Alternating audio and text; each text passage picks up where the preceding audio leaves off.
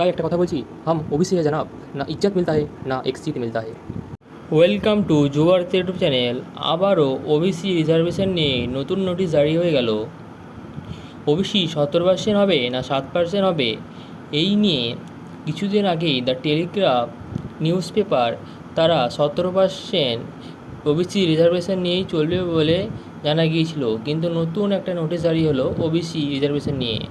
এখানে কি বলা হয়েছে আমরা সম্পূর্ণ তথ্য জানব, এবং তুমি যদি ওবিসি হোল্ডার হয়ে থাকো অবশ্যই ভিডিওটা শেষ পর্যন্ত দেখো।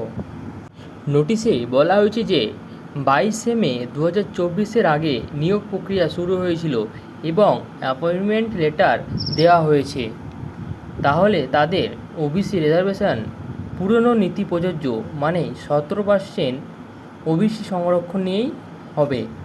এবং যাদের 10 জুন 2025 থেকে 18 মে 2026 মধ্যে 2025 সালের বিজ্ঞপ্তি অনুযায়ী নিয়োগ শুরু হয়েছিল এবং অ্যাপয়েন্টমেন্ট লেটার দেওয়া হয়েছে, তাদেরও পুনরো নীতি প্রযোজ্য হবে, মানে 17% ওবিসি সংরক্ষণ নিয়েই হবে।